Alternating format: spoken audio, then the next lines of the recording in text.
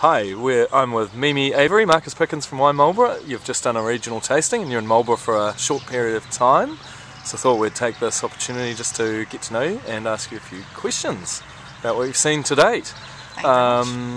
We've just done the regional tasting. What came out of there for you in stylistic terms for Marlborough? Are we on the right track with some of the varieties that you saw, or are we struggling along with a few? I think so, yes. I mean, your Rieslings are erring on the drier side, which is good for our market in particular. The Pinot Gris are mainly sort of drinkable as opposed to only with food, which is good. There's a minerality running through, sort of like the Averys tree, that they're not as herbaceous as they may have been when they first came out, but there's now this sort of salty tang, which I got a bit in. Gris? Well, with all the varietals. With all the wines, yes. There was a sort of a minerality there that you can see. And with the Gris were a little bit rich to maybe, they hid it quite well. But yeah, no, it was a good tasting, especially compared to some other tastings I've done recently. There was a high hit rate of styles. A couple maybe had more oak than I'm personally interested in, but a lot of people like a bit of oak in their wines now, and the Chardonnays were across the board stylistic, so that was great to see how different people do different styles. Do you think Chardonnay is obviously still a very important category? Are we, well, not New Zealand, but are people ignoring it, do you think, in terms of its potential for the mid to upper price points that New Zealand wants to trade at? I don't think it's being ignored, but there is a sort of, I mean, in England it's the biggest selling single grape variety, so a lot of people don't know that, and you tell people that and they go, oh, really? I mean, yes, of course, that's a lot of bulk from America, Australia, southern France, but it's still got the good stuff in there too, the Chablis and everything. And I think quality level, high-end Chardonnay, well, premium Chardonnays are still have a niche market, but it's a market and it's a good one. And I think it's something that needs to be worked on a bit more. The Sauvignon Blanc is the next biggest grape variety, and that's actually increased by 30% this year. So it's a very big growing area. And some of the new styles that are coming through are very good. There are some very good sort of, I know nobody really wants to be copycats, but they're quite Bordelais in style, and they've got an elegance of oak rather than a sort of Chardonnay style oaking. They're not too heavy. They could be food wines, but you can drink them on their own as well. Yes. And then Pinot Gris is our next biggest grape variety, and again, you guys are doing that really well too. I think again, in Pinot Gris, food styles, great if you're a sommelier buying. As far as I'm concerned, I'm going to be marketing them on a piece of paper. Yes. And so it needs to be something that they can sort of relate to, but Alsace style rather than the insipid North Italian. I think it's working really well. I mean, Italy comes out with some great stuff, don't get me wrong, but they have the bulk as well. And there's debate on the name for Pinot Gris or Pinot Grigio from New Zealand or Marlborough. What are your thoughts? In the UK, definitely Pinot Grigio would be associated with the bulk. I mean, as I say, there's some great stuff coming out of Fruly. Yes. Really good sort of food wines, really high end, very pricey, excellent wines. But 5% of the UK maybe know about it.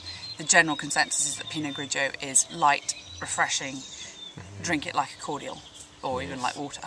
Yes. I mean, our summers aren't that hot, but they're hot enough that people just like a glass of something that's innocuous. It's not going to interrupt their conversation.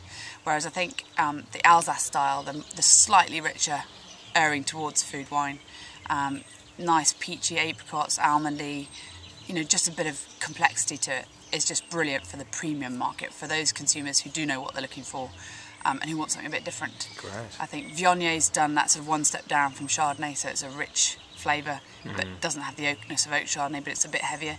And I think Pinot Grigio could fill the hole below Chardonnay and above Sauvignon Blanc. Yes. So a fruit level, but not too powerful. Good. And then just on Sauvignon Blanc, you mentioned at the conference we were at recently, the Great Wine Capitals Conference, the anything but Sauvignon Blanc comment. What have you got to say on our home patch about that? Well, the idea was, I mean, nobody really ever expected there to be an ABC, anything but Chardonnay, and that happened. And yet Chardonnay is still our #1 selling product. So I mean, I think it was a concept that people thought of and thought existed, and actually, it didn't really exist nearly as much as everyone thought. And therefore, I don't think the anything Sauvignon Blanc will ever happen. People are saying constantly, there's so much Sauvignon Blanc. Do we really want to produce another Sauvignon Blanc? Shouldn't we be doing something different?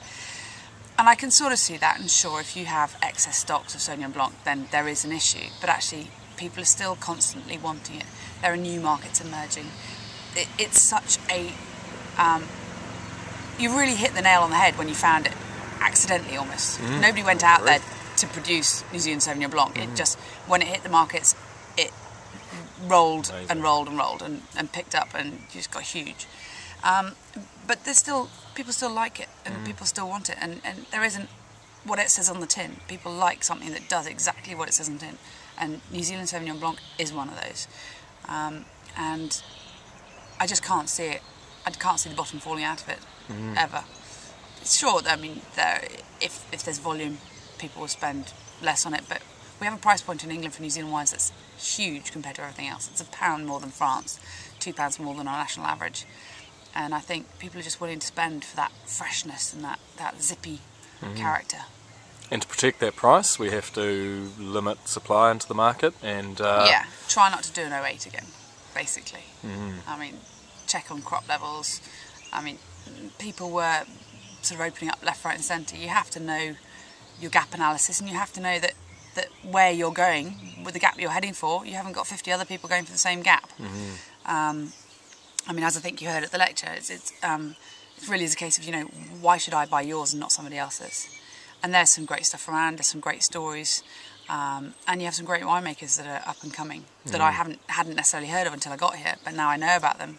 You know, they're wines that I might be interested in the future, because generally I look for a story that is very place-based, but actually, you know, if they've had experience elsewhere and they've made great wines and they've got accolades, you know, that's a story in itself. Great. Thank you very much for your time, and do come and visit us again. Thank you. I will You do. have been here before, so we're quite lucky. A while ago, but yeah. Yeah, come back. Thank you. Thank you.